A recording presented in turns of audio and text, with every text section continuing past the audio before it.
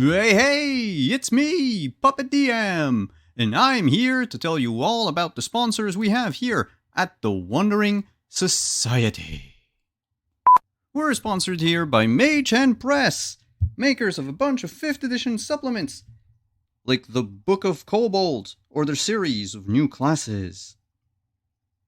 And don't forget, Arcmada, the amazing sci-fi fantasy campaign setting for the world's greatest role-playing game. Be sure to check them out at store.mageandpress.com. Up next, we have Roll20. It's the platform we use here at the Wandering Society to play all of our games. It's easy to use, intuitive, and it now comes with Darker Mode.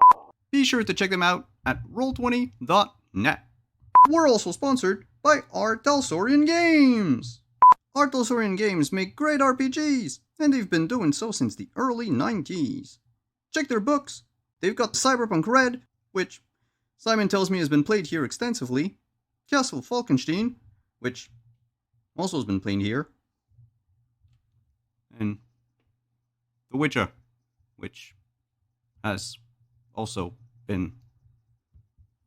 Okay, we get it! Check them out at your FLGS or online at rtalsoriangames.com. Have you ever wanted to wake up and smell the coffee? Well, now you can with this next sponsor, Found Familiar. Get yourself some damn good coffee at foundfamiliar.com and use the code on the screen to get 15% off. What do you mean I can't drink coffee? What the fuck is felt?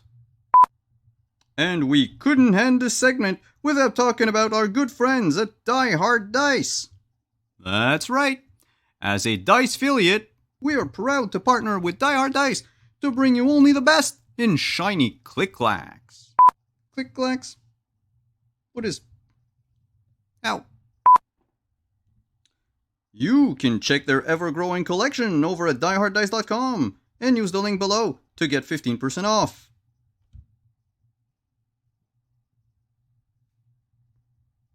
You're putting this all on me? I better get a cut.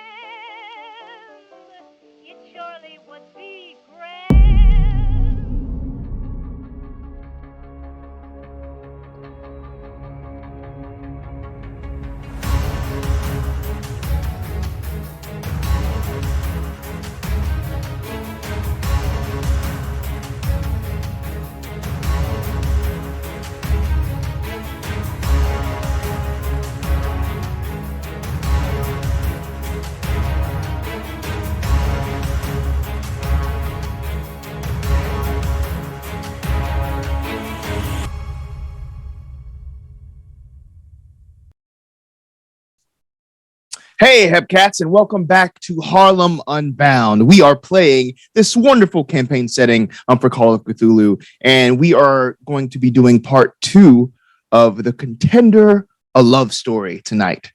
As always, I am your keeper of arcane lore, London Carlisle, weaving these mysterious and eldritch tales for you. I'm joined by these wonderful people at this table that you might recognize from our last session, but we'll just go around the table and reintroduce ourselves if you're just joining us for this little second part here. Let's start with Jesus. Who are you? Who are you playing? Okay. Hi, guys. I'm Jesus from the Fanable Podcast. And once again, I'm playing Marcus Ortiz, fantastic horn player who on occasion is known to solve problems with effective violence. Right on, right on. Yep. All right, welcome to the table. Next up, we have Prax. Who are you? Who are you playing? Oh, hey all. I'm your friendly neighborhood Prax. I am playing Dr. Tamara Gordo. She's a little bit of a linguist and a sociologist and here to help with the talking and then stand behind when Marcus wants to shoot something. And last but certainly not least, who do we have there? Who are you and who are you playing? My name is Humza Kazmi. The wonderful cat behind me is Lyra. I'm going to be playing James Bowling Ball Bowling, a veteran of the Great War and aspiring writer. Well, welcome. We are, as I mentioned, doing part 2 of the Contender, a love story from Harlem Unbound 2E. Pick up your copy of this and play this with your friends. This is a game of horror, so please prepare yourselves. Does anybody have any questions or concerns before we get started with the investigation for tonight? Should I finish my will for my character before or after this session? Just because I know I will probably die horribly, but I just want to know like how quickly. Actually, there is one thing I did want to just check in on. Given the some of the stuff that was coming up at the end of the last session, it sounded like Rossi's kids are a part of the scenario, and I just wanted to check like what the scope is regarding potential violence towards kids, and where lines and veils are around that. Right. Yes. So if that's something, that's definitely uncomfortable with, just please let me know. And that can be just completely skirted around. I'm not saying that that's an option or isn't an option in this, but, if that is a hard, line, we won't even go anywhere near that. I guess for me, it would be kind of like a veil, like, if something bad happens to them, I don't want the focus to be on that. But given the nature of the scenario and the fact that it's already established, I'd be comfortable with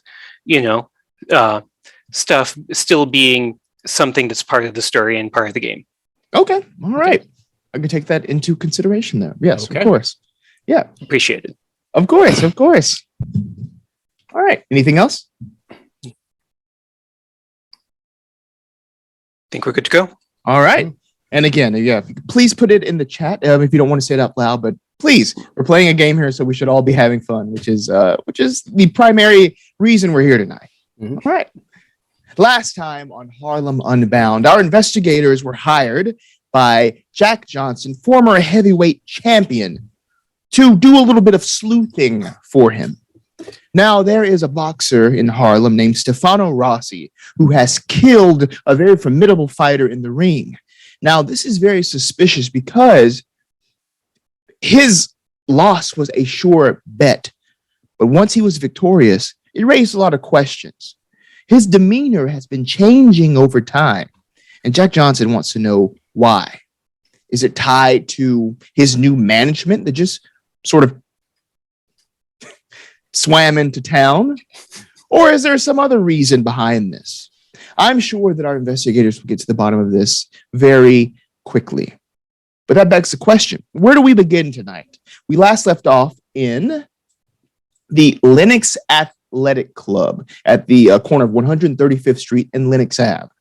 So there, we were able to talk to Tubby Simmons, who is the trainer for Rossi, but we also spied the Elliott brothers, the new management there.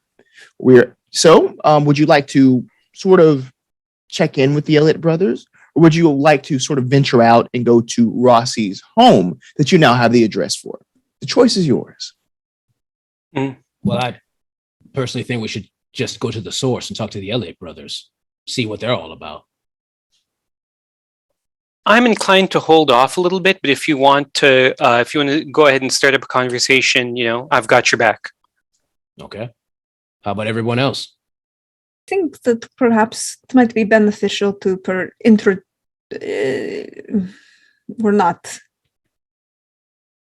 we said we were doing a story about Signore Rossi, so perhaps it might be beneficial to just introduce ourselves and that we are doing this story, and so we can get a gauge, but not perhaps ask them too many biting questions. Seems reasonable. Seems fair. Smart. All right. I guess we'll introduce ourselves. Yes, because we want to and we want to take the pictures and Yeah, of course. and they're the managers, right? That's the thing you ask a manager. Yeah, that's totally a manager thing. Yeah, we ask them questions. So I guess we head off to see the Elliott brothers. Indeed. So you head over to the bar that's attached to the athletic club here. Now, it looks a lot nicer than the sort of the gym area. The gym is, it serves its purpose, but this area is a place where people can sort of come and relax a little bit, come to do some business, such as booking, the next fights and sort of communicating between each other. Here is where you see the clear familial resemblance of the Elliott brothers. They're both probably about like middle height, a little paunchy around their middle area. They have receding hairlines with this greasy, like black hair that's a little stringy as well. They are pale, and they have sort of like a little olive-ish tint to their skin. They have weak chins, slightly protuberant eyes, and very thin lips. As you see them sort of discuss between each other something, well, one of them is talking. You might even spy that the teeth are small and narrow. Joab is the younger one, and Nahum is the older one. Nahum has sort of like a barely visible trace of a mustache on his lip. Joab, as you see him talking, again, has a gold tooth right up front. Now, what would you do once you sort of walk into this bar area? No, I guess let's go in and say hi directly. So Bowling Ball will walk towards them. Hello there. Are you the brothers Elliott? Can I have a moment of your time? We are the brothers Elliott. Is this a good time to talk? Are you going to buy us lunch? It's a bit late for lunch, but I think we can, if that would be convenient for you gentlemen. Yes, absolutely. Okay, we can talk. Thank you. Later! I hate them already. So I guess we're sliding into a table there. Yes, please take a seat. Thank you. So my name is Bowling, and I'm interested in doing a story on this gym and the people here for the Messenger. And we've been hearing a lot about Mr. Rossi, and I'd really like to use him as kind of the crux of this story, as kind of the focal point of this entire piece. And I was wondering if we could talk a little bit with you gentlemen, talk a little bit with him, and make sure that we're getting the full picture for the Messenger. Yes, the full picture. We'll gladly oblige you there. Much appreciated. Much appreciated. So, I understand that you gentlemen, Mr. Rossi's cousins, and that you recently bought out his contract from his prior manager. Mm-hmm. Can you tell me a little bit about what made you come to see Mr. Rossi? Like what your current strategies are? Oh, yes, of course. Well, my name is Joab. This is my brother Nahum, and we've always been big fight fans. Isn't that right? Meanwhile, Nahum just stares.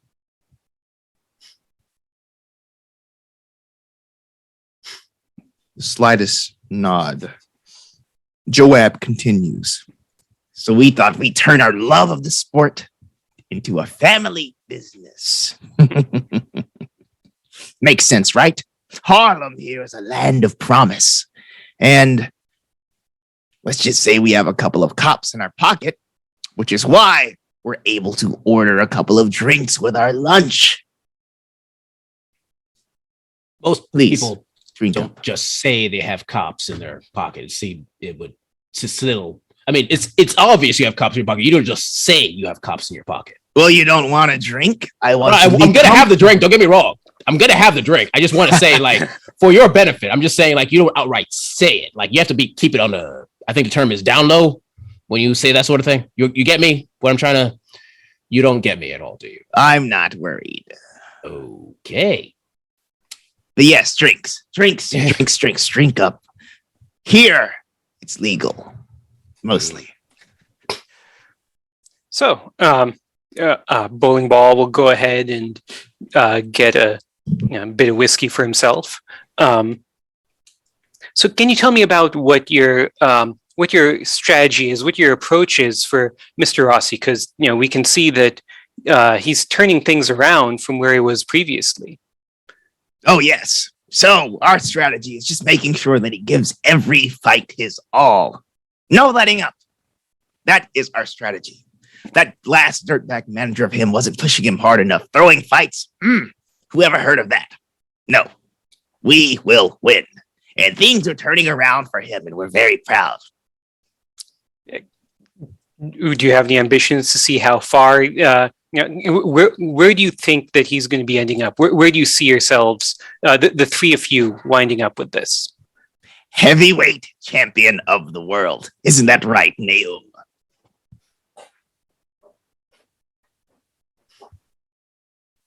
Well, the you slightest gentlemen... nod is what he gives you once more. Any other questions? Can we speak with Mr. Rossi sometime before the fight? I want to make sure that we're getting a chance to capture what it's like for him leading up to the fight itself. Making sure that the readers are able to follow the progression of his preparations before covering the fight.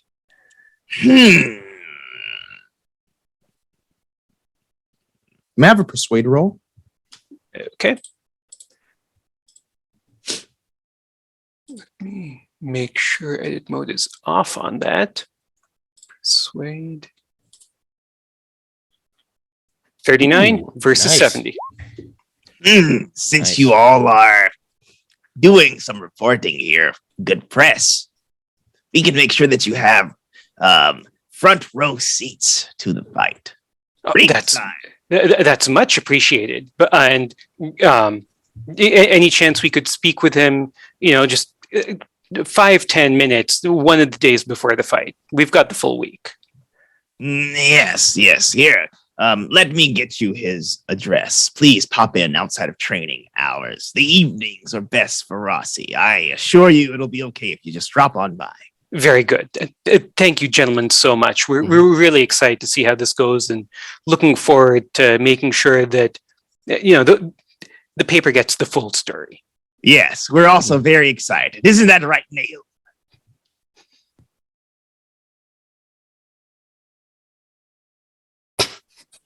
Slightest nod once again. Anything else from the Elliott brothers? So, just out of curiosity. By the way, I'm his side writer. So Okay. where were yes. you? Yeah, where are you? Just because you just seem to come out of nowhere to rock, to completely rock the boxing world. Like, where were you originally? Like, where did you live? Just out of curiosity for the story. Yeah, we've lived all over. Yeah, we've lived all over. Oh, just all over. All over. But like, where were you born? One could ask. Well, why is this relevant to the? If you fluff up the characters, and like it really grabs attention. So like people want to know your backstory of like how if you struggled perhaps, or like how you fought against harsh circumstances to be where you are right now. And everyone loves to see their hometown. Exactly. And that sort of little connection with people, it just makes people latch on. Okay, persuade rolls from you two. Okay. Very persuasive. Okay. Persuade. So that's a 71 versus threshold of 70. Can you explain how the luck mechanic works with this? Yes, so you have a pool of luck points, and you can spend one of those luck points to make that 71 a 70, succeeding. right? Yep. So sometimes luck rolls are a thing in this game. So obviously, the more luck you spend, the lower that goes down, and the harder to succeed on luck rolls when you really need to be lucky. So it's up to you. Okay. Well, I got a straight like 50 out of 50, so I'm keeping that. So I succeed. And you can spend you can spend 1 point to I'm willing to burn that. Oh, sorry, that's trying to edit it, not trying to roll. Okay, so 49 and spending the 1 point. Okay, cool. All right, so with these two persuasions, you can see Joab sort of sit back a little bit. He sort of relaxes a little bit more.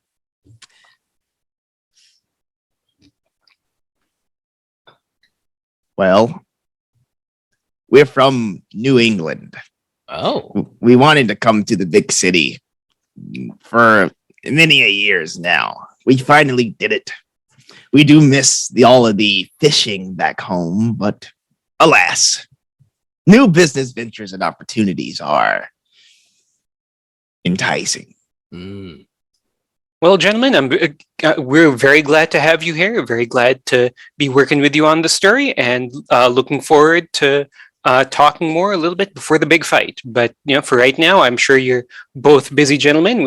You finished this delicious lunch and enjoyed our potent potables. So take care, and I'll keep you posted on how the story is going. Thank you for the lunch. That showed us that you're serious about talking. We're pretty hungry. Yep.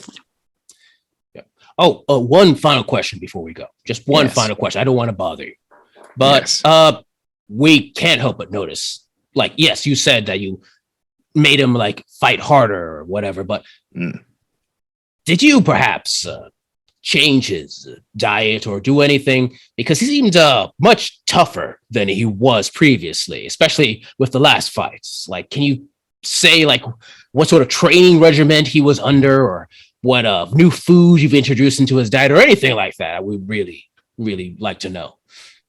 Nothing changed. Stefano was born for this. It's in his blood. Can I roll to see if he's lying? Yeah.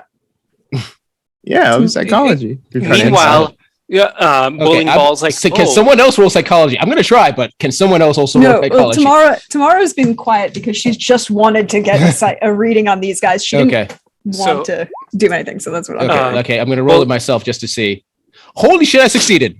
Hard success for bowling ball. Oh, you know what? I got a hard success too. You know what I'm going to do?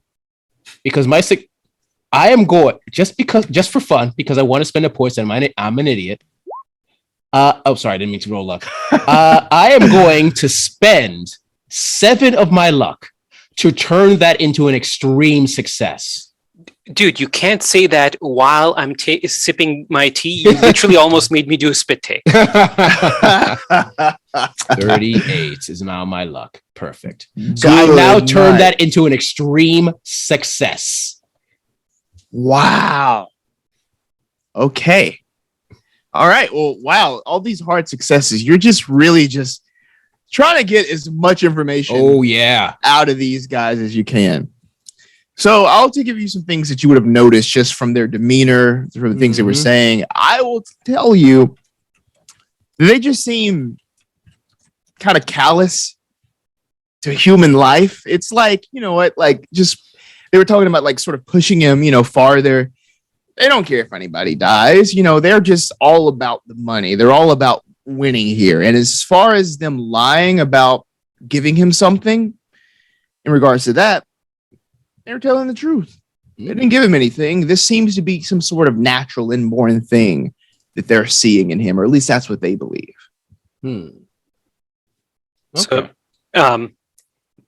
bowling ball's like, oh, it's in his blood. Oh, that's very good. I'm just going to use that directly, and he's scribbling that down. And just out of curiosity, like bowling ball bought them lunch. What did they order? Oh yeah. Oh, so yeah. For their lunch, they got these delicious sort of like fish dinners. It's like a broiled salmon with mashed potatoes and broccoli. Well, The other thing Tamara was paying attention to was, as the whole conversation was talking, they keep saying that, that they're cousins. Do they believe that statement? Seems legit.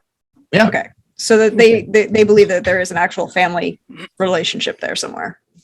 Yeah. You can ask them about that if you wanted to as well. If you wanted to, or anything like that. She's just watching right now. She doesn't want to ask them anything. Yeah. Okay. This is a find more information by what they say than. Yeah, they seem to believe that for sure. Okay. Alrighty, gentlemen, thank you for your time, and best of luck to Mr. Rossi in his training, and best of luck on the fight. Thank you. We'll see you there. We hope you enjoy the fight. Right? Volleyball nods and smiles, and we mosey off. All right. May I have a spot hidden as you sort of turn away? Sure. Spot hidden. Oh, that's a failure for me. I succeed. Okay.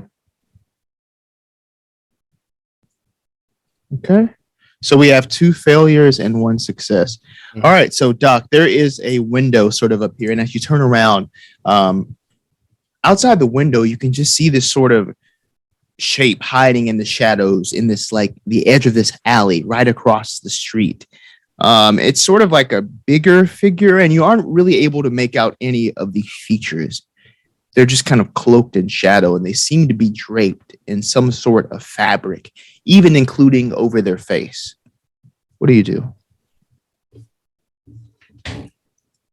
She's going to walk up to Marcus and link her arm through his non-dominant arm, because I figure we know each other well enough for me to know which one of your arms is your hand's dominant.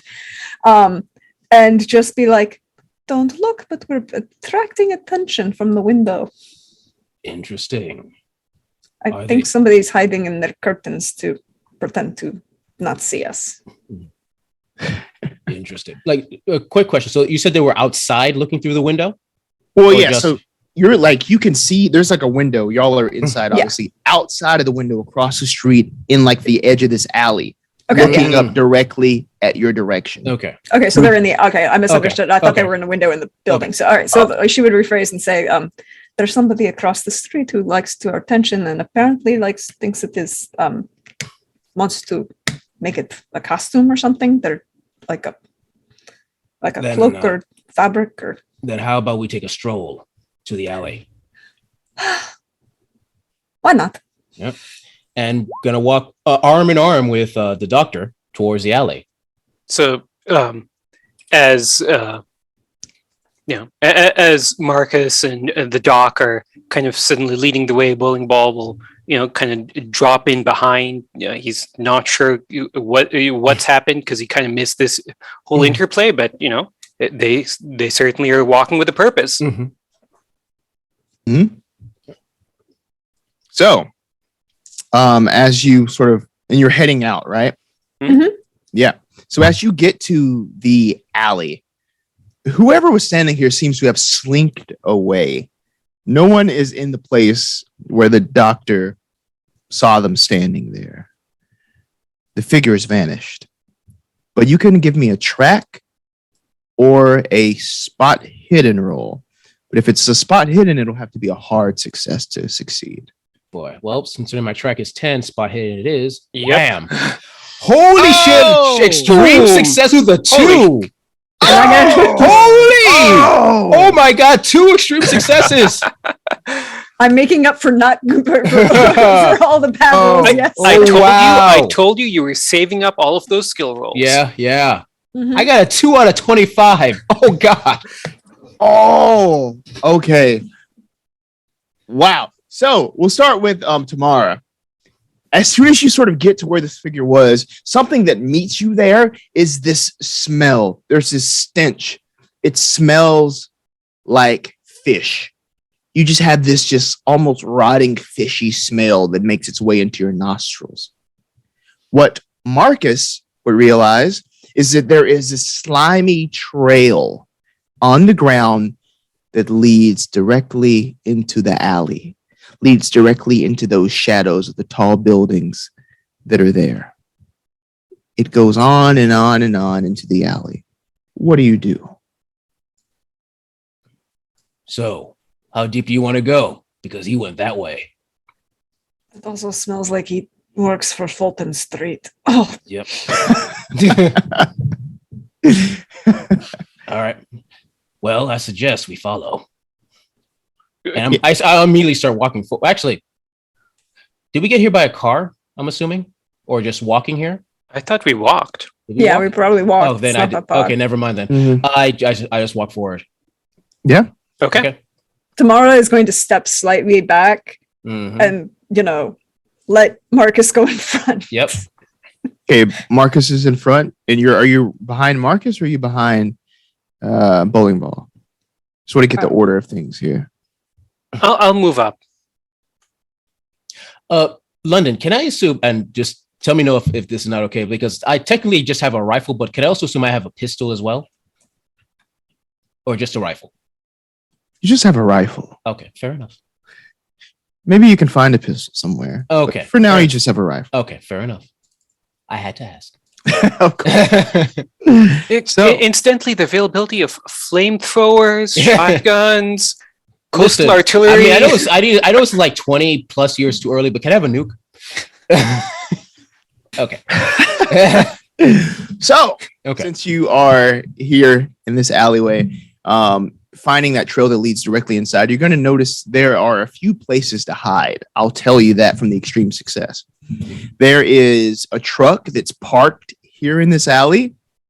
There are 2 doors in the adjoining buildings here. And there is a manhole cover. Manhole cover, there's a truck parked in this alley, or 2 doors to these buildings. Where does the slime trail lead? It sort of fizzles out as it goes directly back here. Hmm. Unless you gave me another spot hidden. Spot hidden it is. Hard Oh, success for bowling ball. Failure, but hard success for bowling ball. Okay. Oh boy. Oh, no, wait. Oh, snap. Okay, 2 successes here and a hard success for bowling ball. Bowling ball picks up this trail here. Like, you're all sort of scanning the area for where this person could have gone, but bowling ball, there is a small pool of slime and some claw marks on the edges of the manhole cover. So where the hell did he go? And Tamara is checking the bed of the truck, underneath it. Nobody there? All right, so bowling ball's going to move forward, check the doors, make sure that those are clear, and then take a look at the manhole cover more closely. Yeah, the doors are both locked. So, yeah. Looking at the manhole cover, it looks like it can be sort of lifted up if you all worked at it. Too heavy for one person probably. But yeah, there's just deep scratches on top and around the edges. You notice something? Yeah, this guy got a crowbar with him or something. Crowbar. And I'm assuming I look at to see the scratches. Wow. Yeah.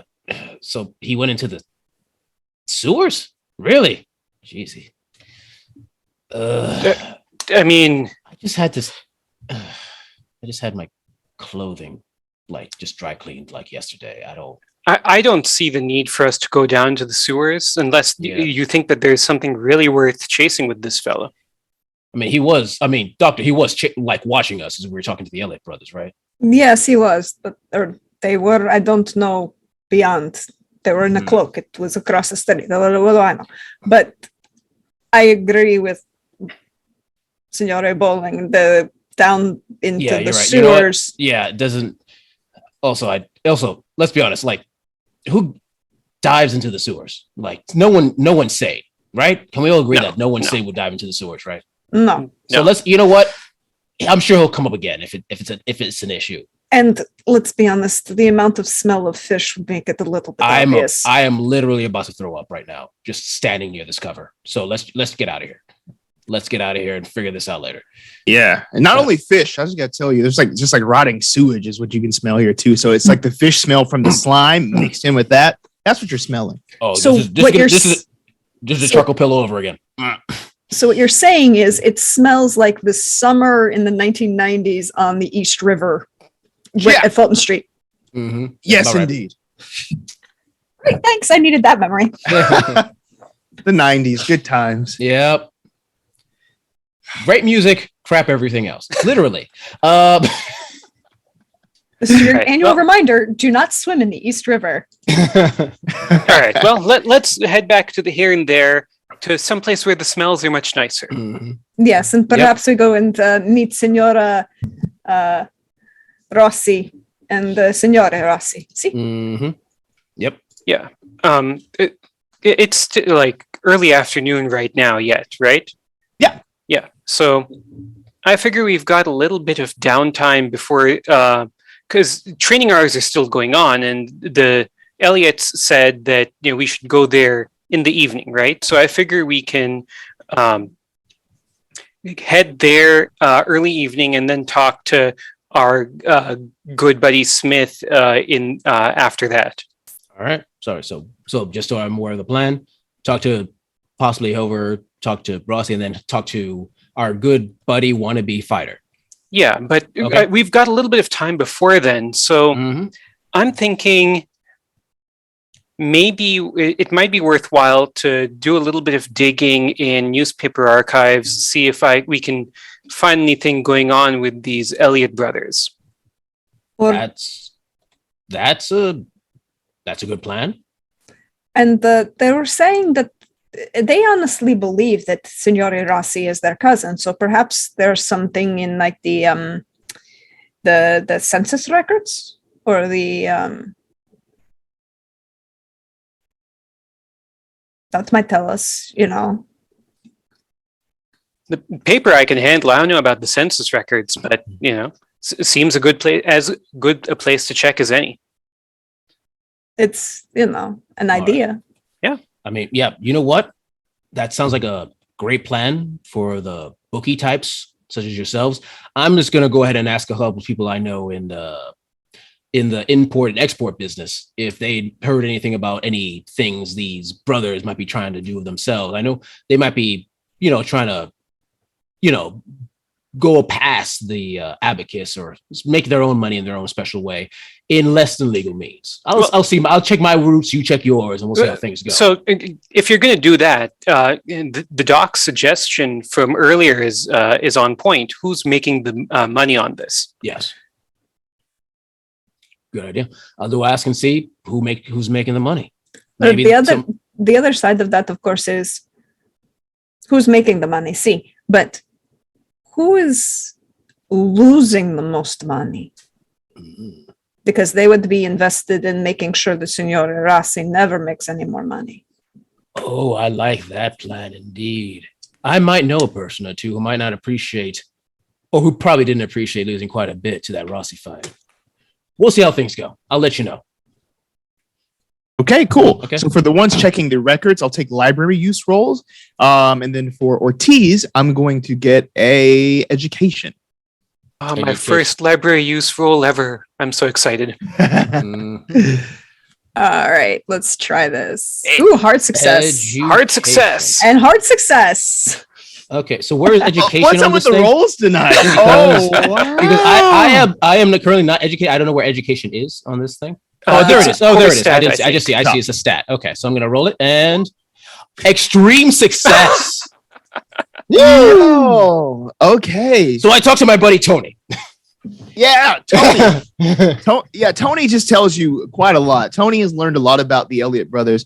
Tony would know that this is pretty much beneficial for all parties, financially speaking. Like, they're getting a huge cut of whatever Stefano is making off of these fights, but he's not struggling at all either. You know what I mean? Like, he would be able to sort of feed his family off of this, and not just scraps, but feed them well. And if he keeps winning, who knows, what he's going to do for his family. That's really where he spends all of his money. As far as the brothers, The older one, Tony tells you, hasn't really been seen on the streets too much.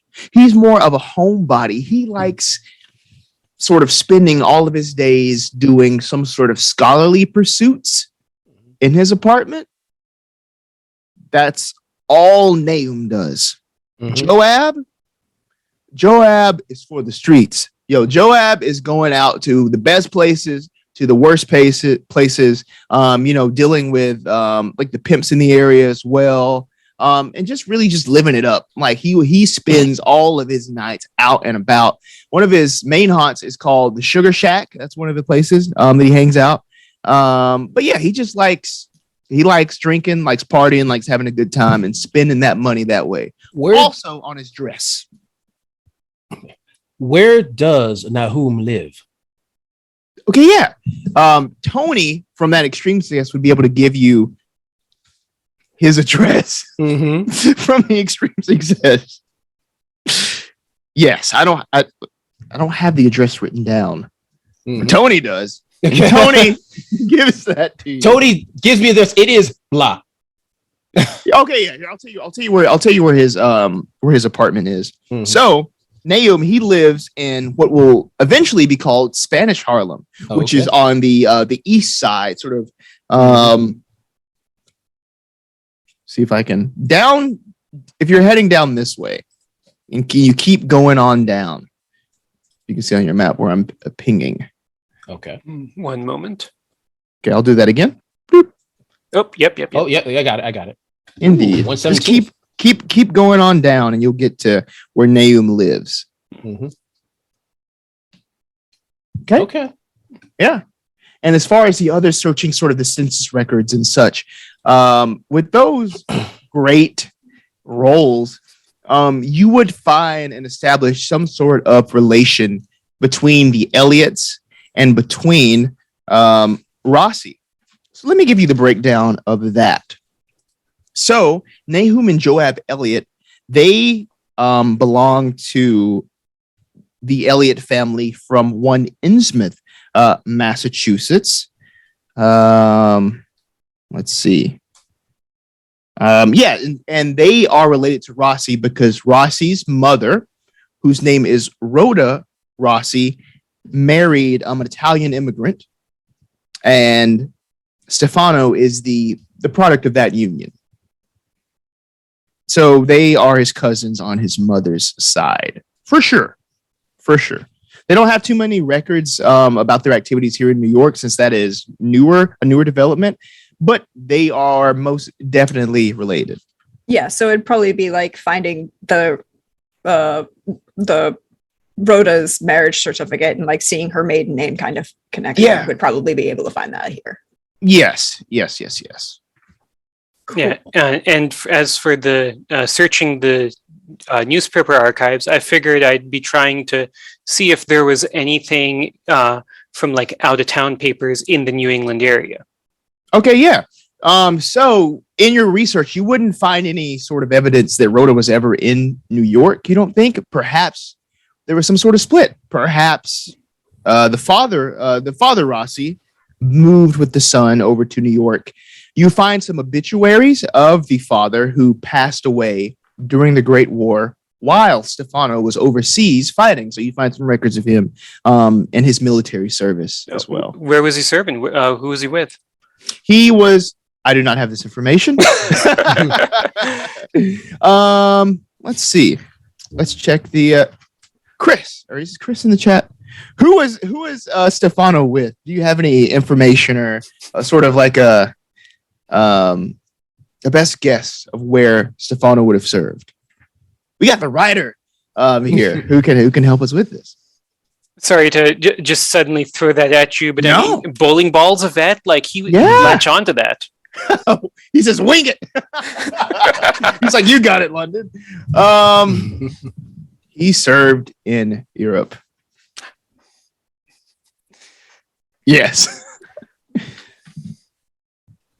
All right, so Chris says, "LOL."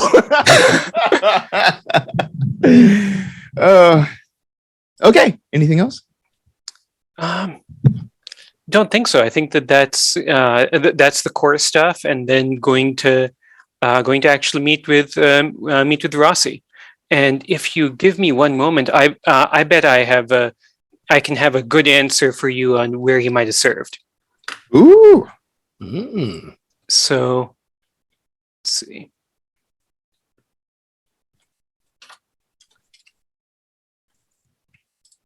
I will tell you, he did not serve in any sort of combat role. Okay. In that case, no, I won't have a good answer. And yeah.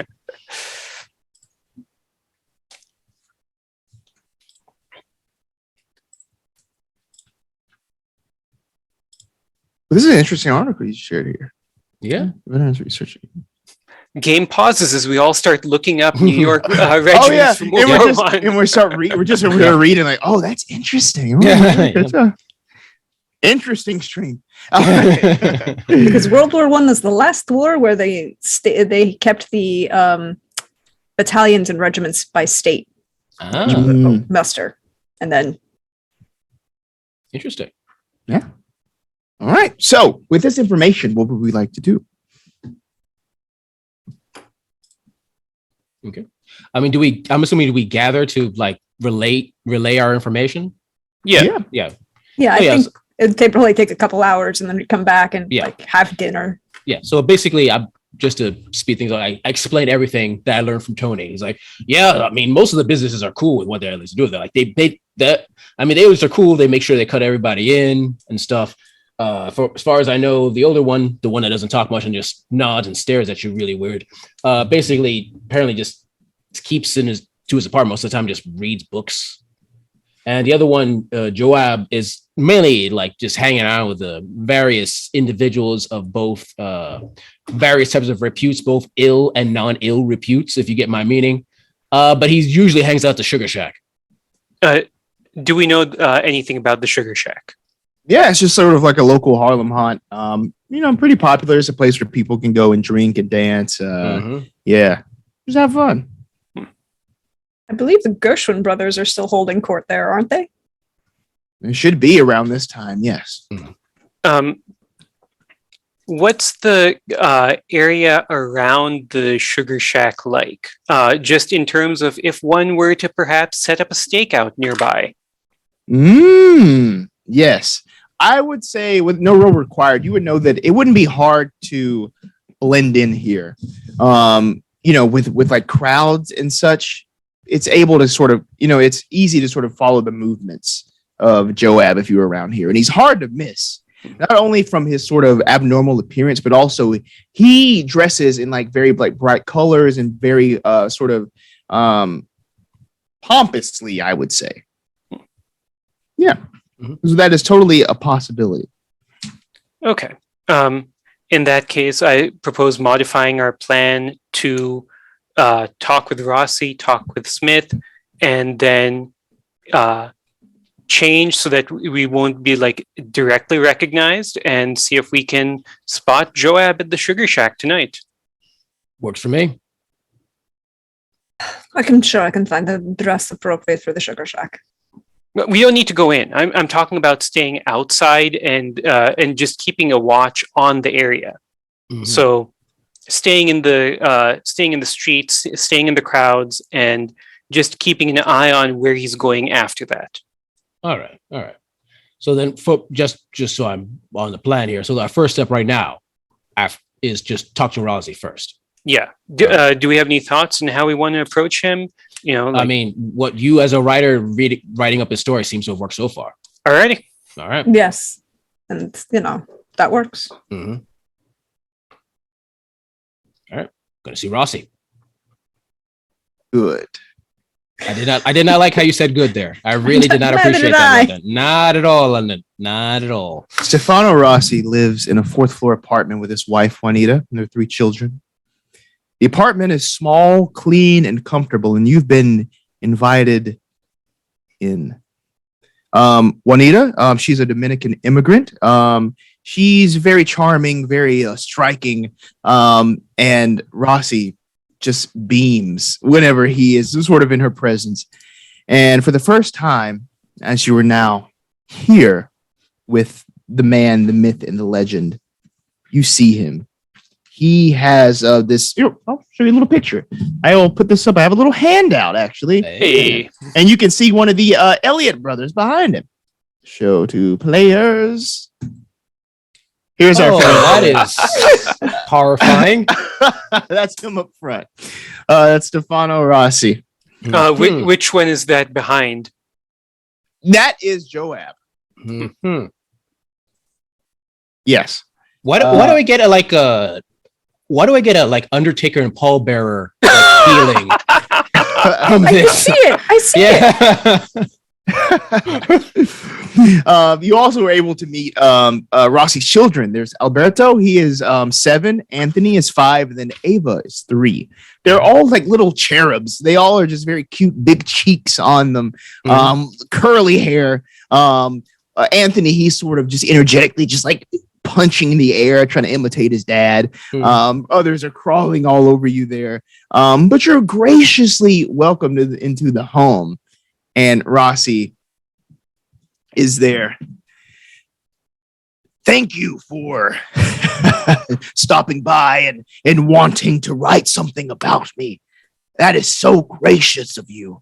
Please allow us to, make you a meal and just make you feel at home here.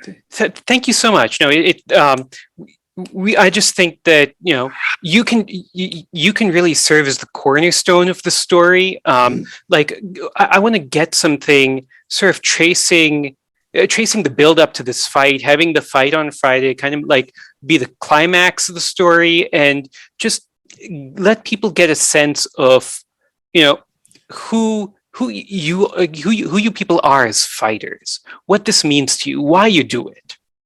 Well, I guess it all starts for me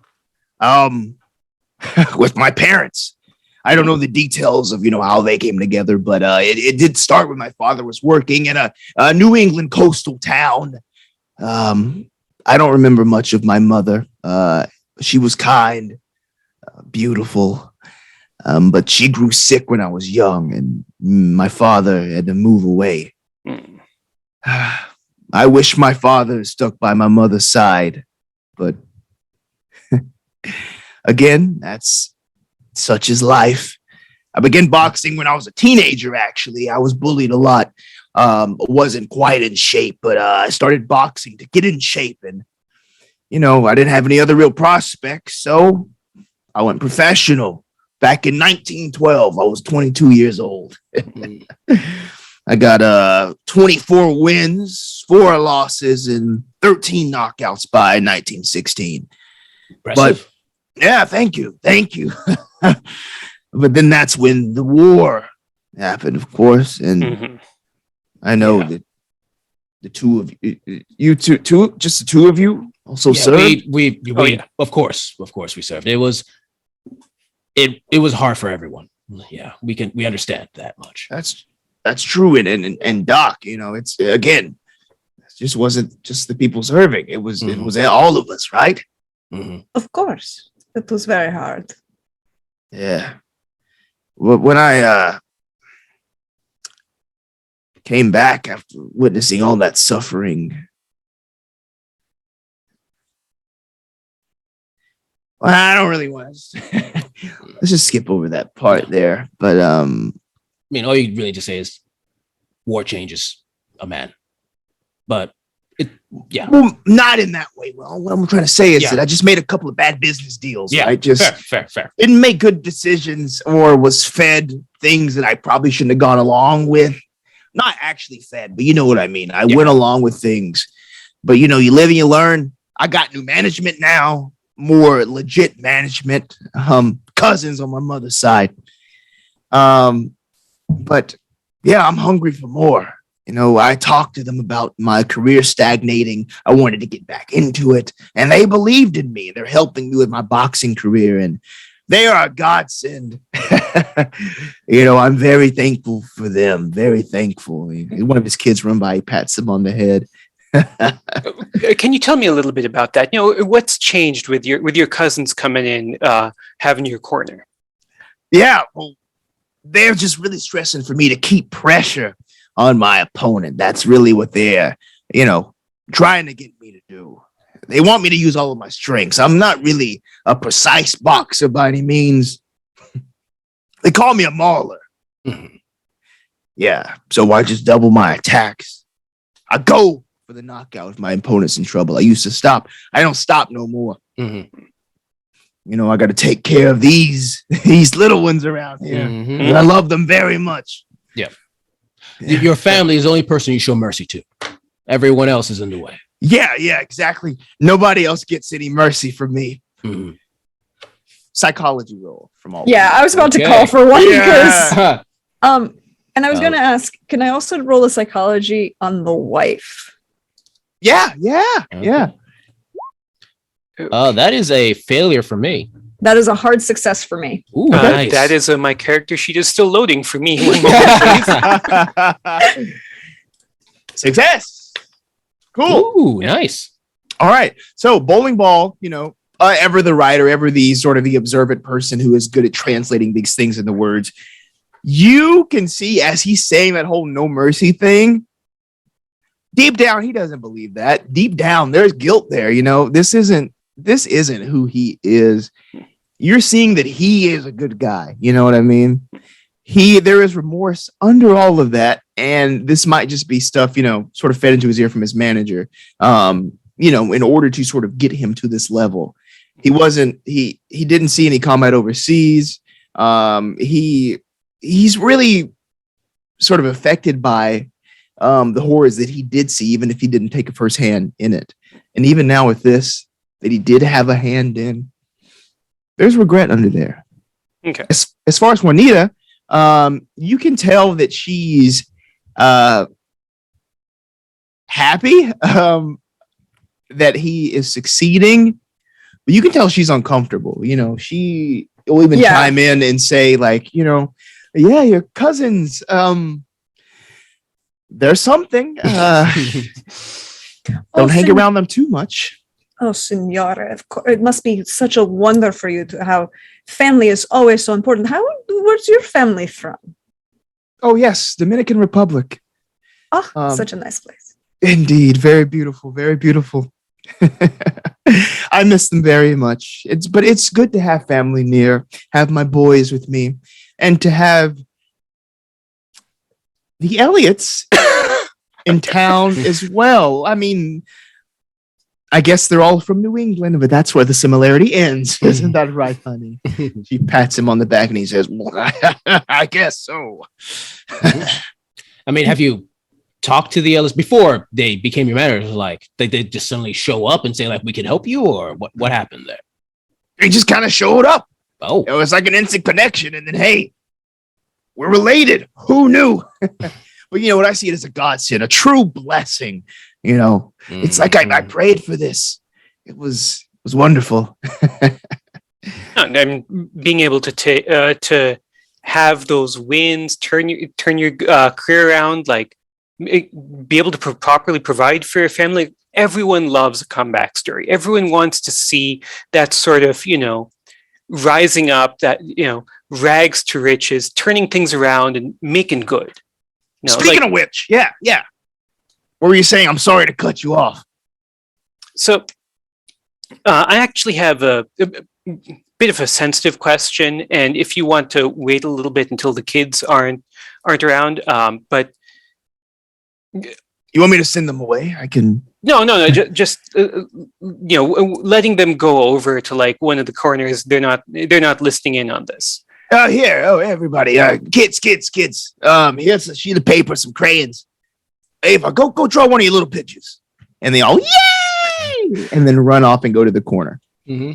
So I know that fighting's a hard business, that, you know, once you're in the ring, all you see is it's you and it's the other guy. But I just wanted to check in, you know, like that last fight between you and Rawls, like, how are you doing? Are you doing okay with, you know, with that tragedy?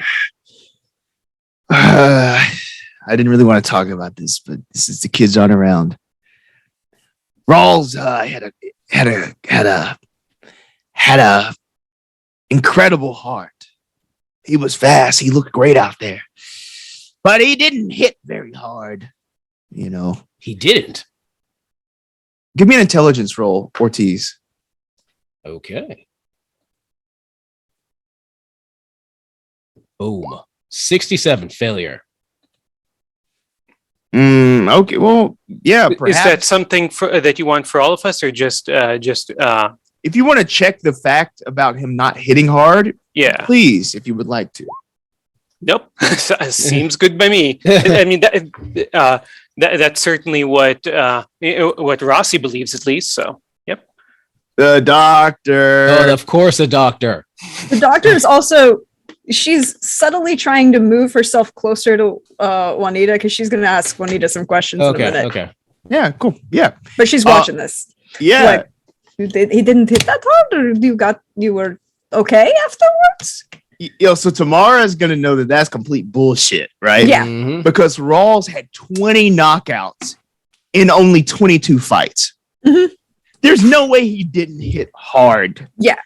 Either, like Rossi must be like a brick wall if he didn't hit hard. You know what I mean? Mhm. Yeah. But he continues. Yeah, going into the 10th round, I thought I was about to lose. But that's when Rawls got tired and something changed. Eventually, I knew I had won. I just kept hitting him, and then he went down. Wait. So Rawls was strong until a certain point, and just suddenly weakening all of a sudden. Oh no, I wore him out. I just hit him and I hit him and I hit him. I backed him into a corner and then I just unloaded on him. Mm-hmm. I tried to take it easy, but I had a job to do. I had to feed my kids. Mm-hmm. No, in the ring, it's just you and the other guy. No, I get that. And, obviously, what happens in the ring, you don't want it to go any further. I'm sure that, it's got to be hitting you hard too. What happened afterwards. Like, he walked out of there just fine, but, you bore the man no ill will. It's tragedy. Yeah, it's business. Again, I have to, but I'm coming up now. I'm able to provide for my beautiful wife, my beautiful children. And actually, speaking of, the comeback story, the rise, the underdog, my first fight after the war was with Jimmy Harris, the person I'm fighting on Friday. He beat me, actually. Mm-hmm. So this is a rematch. And when I win, that's truly going to be full circle. Wow. Can I ask a question? Like, I know your Elliott brothers told you to stop showing mercy, but were there any other techniques they showed you or gave you any nutrition tips or anything to really help you focus? No, not at all. No. I guess it's just a change in mindset. That makes perfect sense. All right. Wow. Yeah. Huh. All right. Oh, yeah. And then Juanita is there next to the doctor. I'm just sort of just Yeah. So she's going to subtly kind of come over, and while this conversation is going, she goes, well, I know that family can be such a blessing, but sometimes family is a lot. That's true. Listen, they are nothing like him. I'll tell you that right now. They are nothing like him. I met them earlier. They seemed so not the same as your husband. He seems happy and nice and kind. Did they talk to you at all? They talked at me. They didn't talk to me. Exactly. The older one he's never even said a word to me. Okay. Mm-hmm.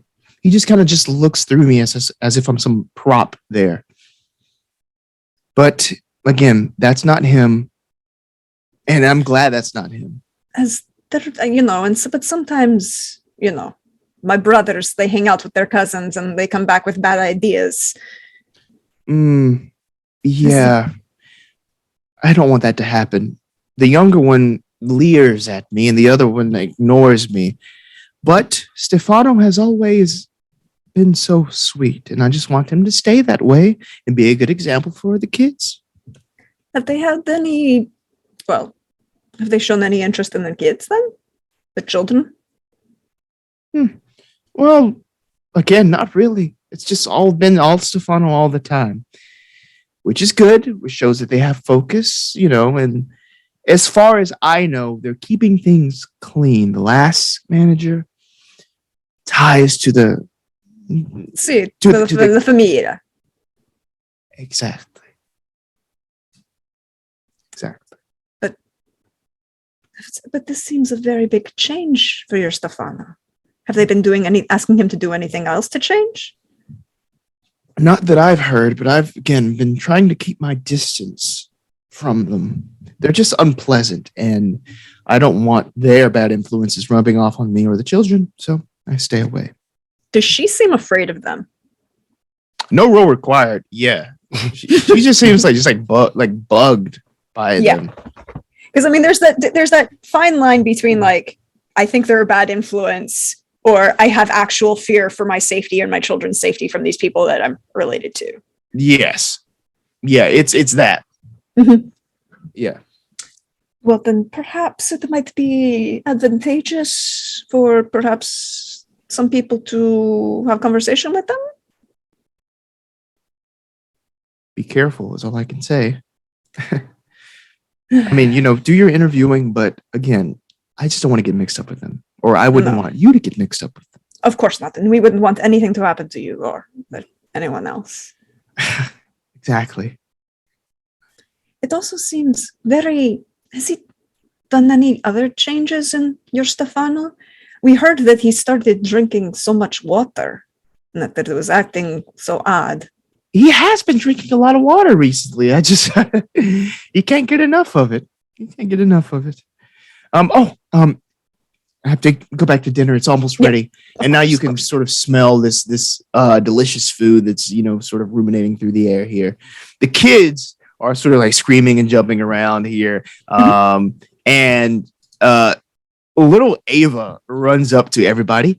Hey, Dad, and you all, I drew a picture for you. Oh, what'd you make, sweetheart? Yeah, she just extends the picture. Family photo. All right. I take a look. Yeah. Okay, yeah. Yep. Yeah. And then, sort of Rossi picks her up and puts her on his lap. Good job. And you all look at it. And you can just see it's a kid's drawing, but there's like a big circle. Mm-hmm. The circle is supposed to be her dad. There's like a little bit of like what looks like a little fro on top, but that's her dad. The mom is there, and then 3 little figures for the kids. They're basically just look stick figures. Mm-hmm. And then there is this shadowy figure in the background. It just looks like sort of like charcoal smudged, just in the same line as everybody else. What do you do? Could I roll psychoanalysis on the kid's picture? Yeah.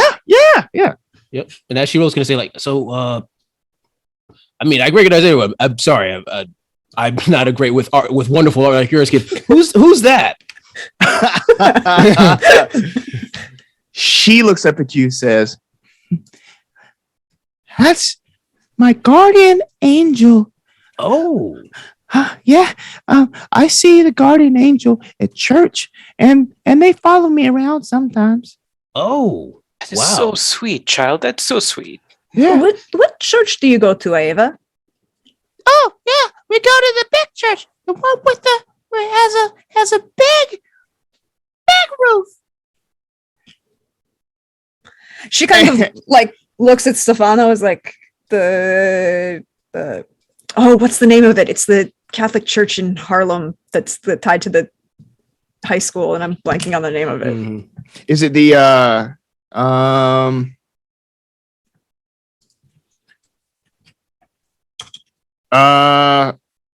Mount Carmel is the one you're thinking of? No?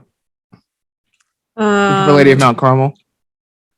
Yeah, but yeah, I think it was Lady of Mount Carmel. Okay. Yeah, Yes. it's either Our Lady of Mount Carmel or the St. Charles. Okay. But I think it's Our Lady of Mount Carmel. Yeah, and Stefano says, "Yeah, we always keep the kids in church. We have to raise them up right." Mm-hmm. And she's going to make a note of that because she's heard repeatedly that Stefano is not going to church. Mm-hmm. Yes, you did hear that. And since you succeeded with an extreme success in that psychoanalysis, you're hearing both Stefano and Juanita say, "Oh, Ava has just, the biggest imagination." From you looking at this picture, there are too many details on this figure for this to be imagination. This figure is more detailed than the rest of the family is. It's just a shape draped in black. Does it remind me of a thing I saw in the alleyway? Most likely, yes. Okay. She's just going to smile and say, "Listen, you did a very good job. I'm very impressed with your drawing of the angel here. It's very representative. I good job." And then she just kind of like looks at Marcus, and Bowling is like, and I look at her, noticing. I look at the picture again. And I'm like, oh. Meanwhile, Bowling Ball is just, kind of glad handing the Rossies, chatting with the kids, getting a little, writing down little bits of what they're saying, and really trying to capture the whole family.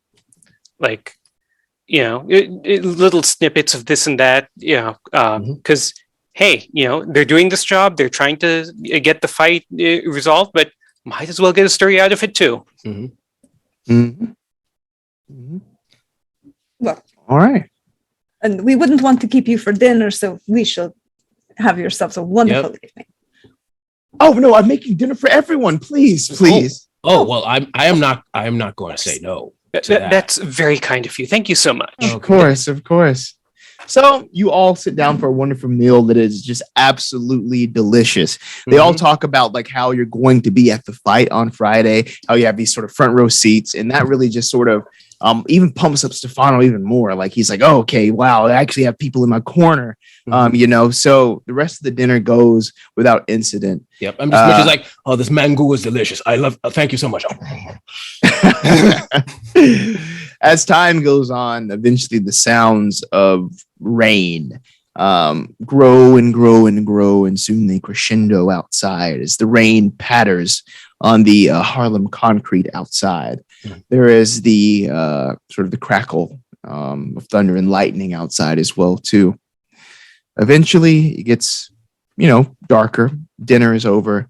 It's obvious that they're preparing to put the kids sort of, to bed, sort of calm them down finally.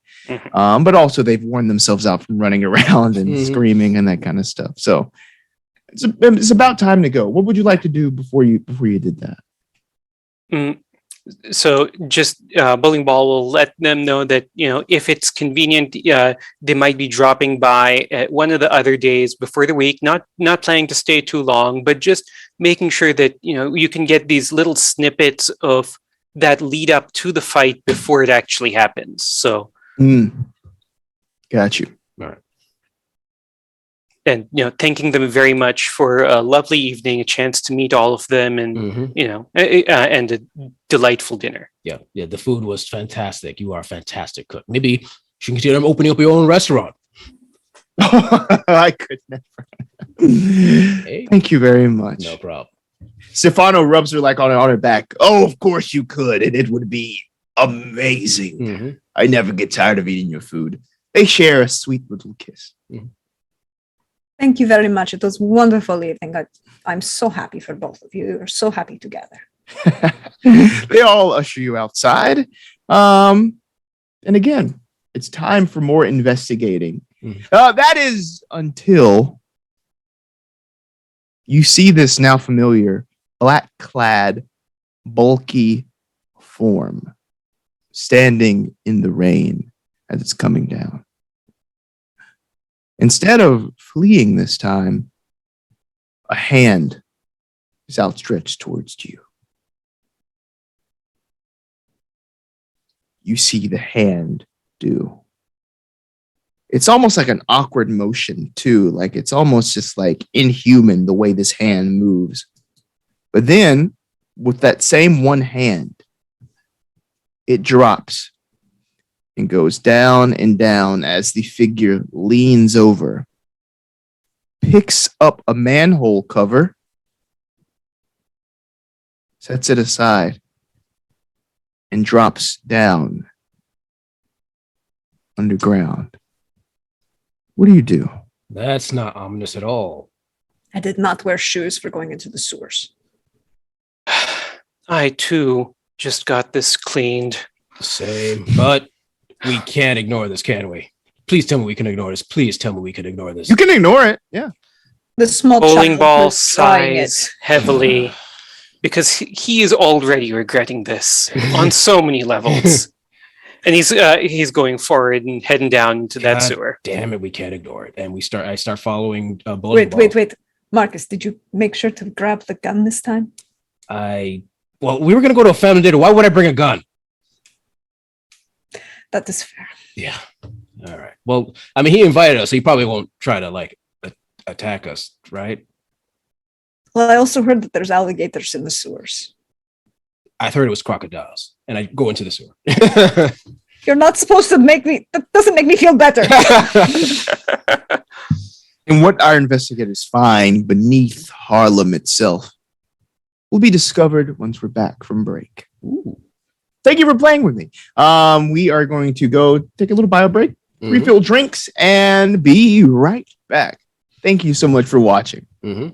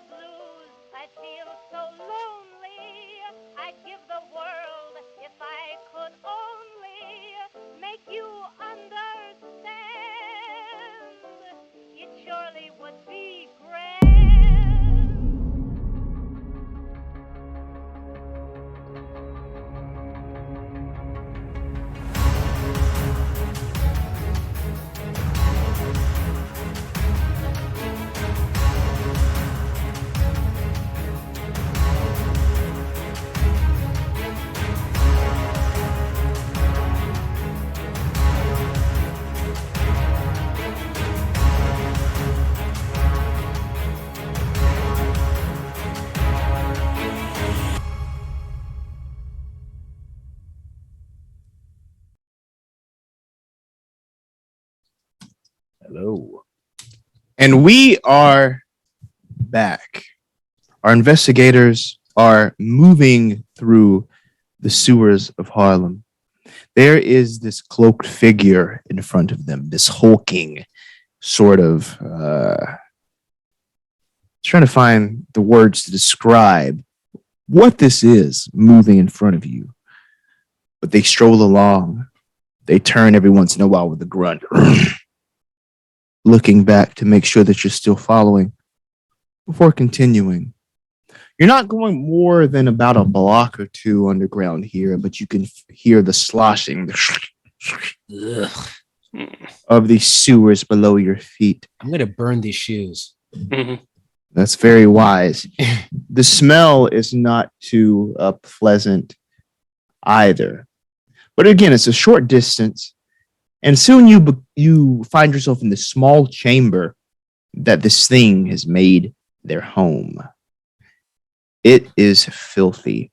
There's this partially broken rocking chair that stands near one wall, while there's a heap of like blankets lie atop, just stinking and rotting, just like sewer water saturated mattress that's there too. Large piles of garbage are littering the floor. And that's when this figure, and I'll show you a picture of this figure, announces their name. My name is Rhoda Rossi. Oh, no. You can see a bit of just like mottled and just grayish skin peeking out from under this veil here. And as you're sort of just getting glimpses of the inhumanity in this dark chamber, may I have a sanity roll, please? Oh, boy. Okay, sure. First sanity roll, and this is at the top of your sheet if you've never clicked this before. I love this game. Sanity. It's gonna First be great. sanity roll in Call of Cthulhu. Failure. Hard success. Wow. Whoa. Critical success with a 1. Whoa, nice. Oh, Just be snap. like, you know what? I'm okay. That begs the question, why is Ortiz okay? Like, what sort of shit have you seen? Well, I was in the Great War, and I don't like to talk about, although I like to talk about it. There was an instance or two where at least my unit was in things that mortal men were not meant to see. Oh, snap. We And saw some honestly, shit there, man. and honestly, like compared to what I saw that nearly broke my mind, this is nothing. Mm. And I look at Ross, I go like, shit, it's this thing, isn't it? I just say that out loud. I was like, oh shit, it's part of this shit, isn't it? And Bowling Ball's like, he's freaked out. He's trying to maintain his composure, but pleasure to meet you, ma'am. Good evening. Mm-hmm. Please subtract 1 point of sanity, Doctor. No, everybody else, you're not going to lose any sanity at this point in time. I appreciate that at this point in time. Mm-hmm. That clarification is very important. Mm-hmm. The doctor is like, wait, what? Very put off by this whole thing. Not necessarily like the appearance, but the whole. You're living in a sewer. You brought a rocking chair into the sewer. You're stalking your son. You're stalking your grandchildren. The whole thing is just giving her pause. Mm-hmm. Yes. And I saw you talking to my son, asking around about him, and I thought I would talk to you all, as I am very sick and I don't think that I have too much longer. I lie down every night expecting to die, but then again, I wake each morning. does your son know you're watching out for him? No. I have been sick for a very long time, ever since Stefano was a little bitty boy. But now, I fear that my curse has passed on to Stefano.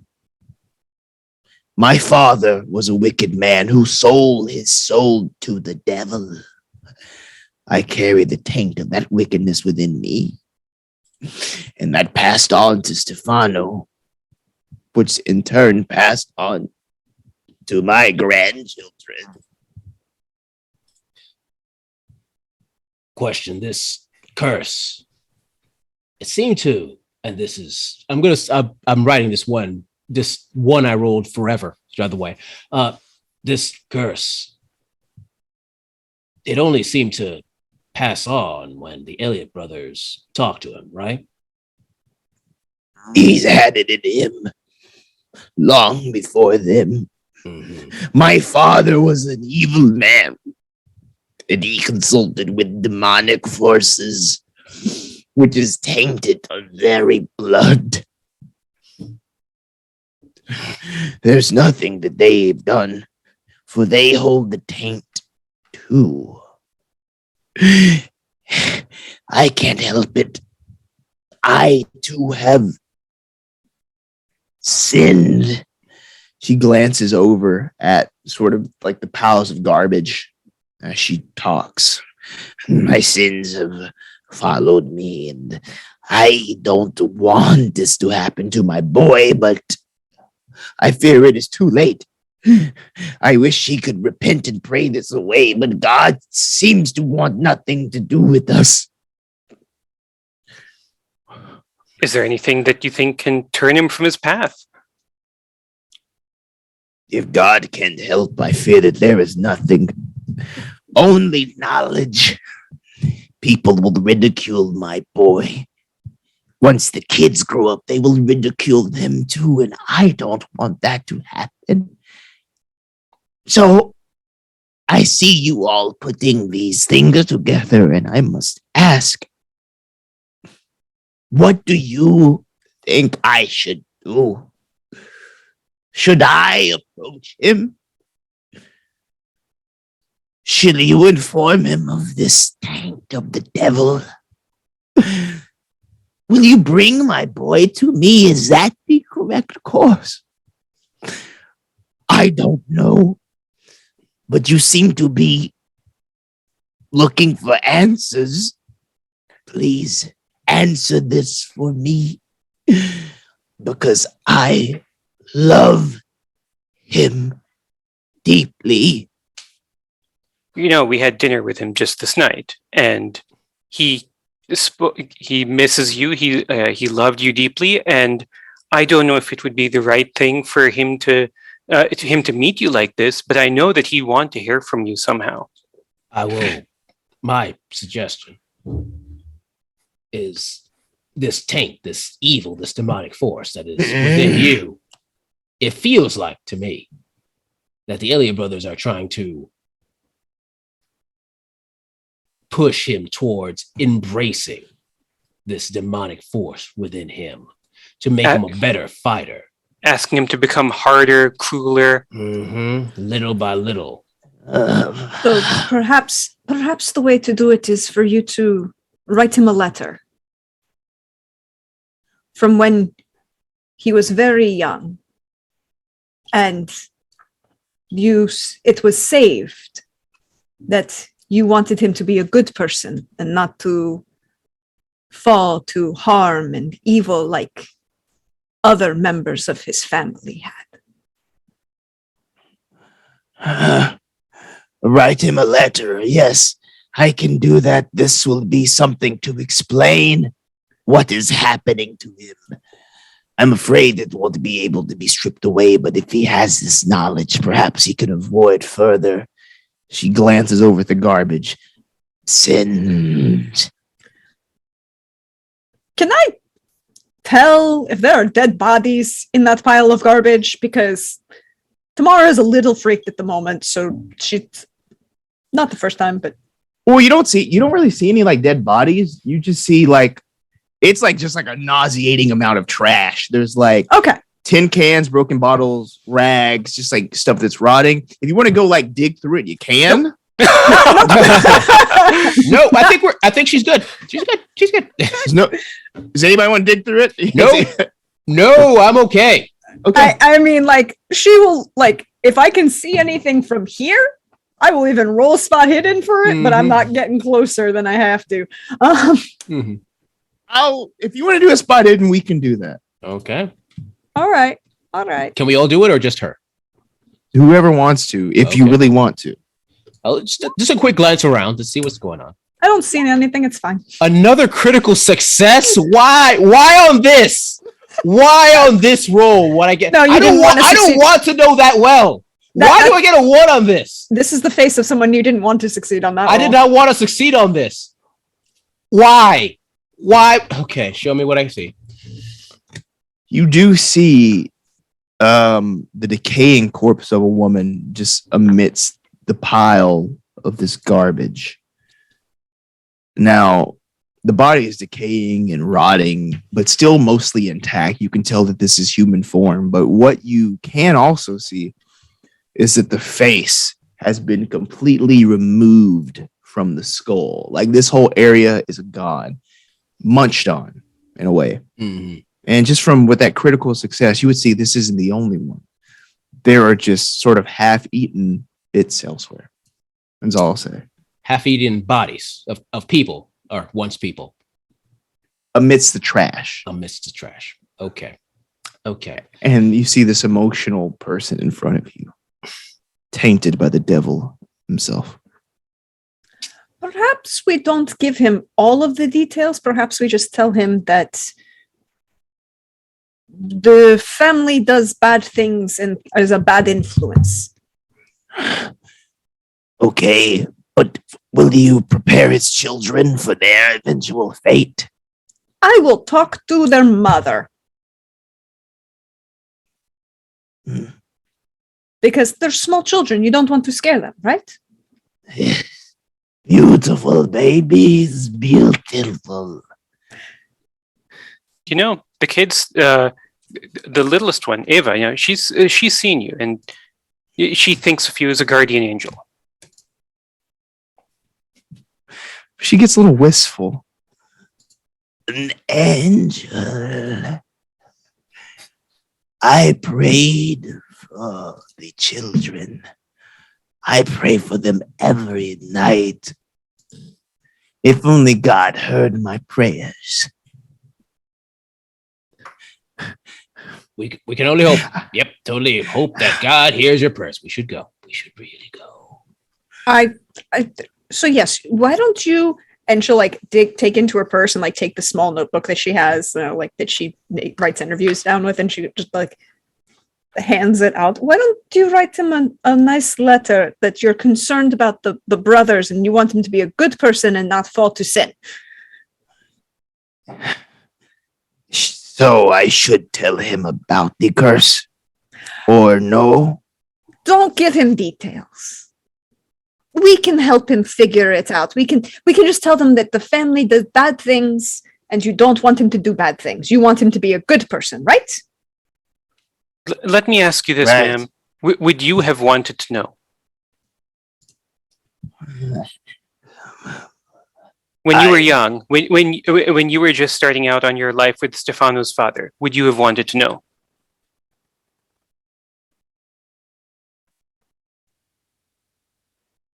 Simply for the fact that I could perhaps protect any offspring. That is a hard question. It is, and I'm sorry, but you're asking us hard ones also. Yes. I don't know that I would have consciously brought a child into this world knowing that they would bear the taint of the demons.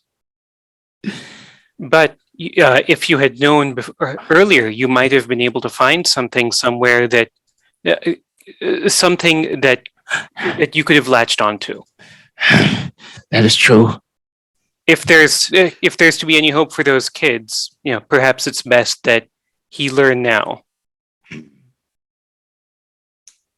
I can write to him. And if you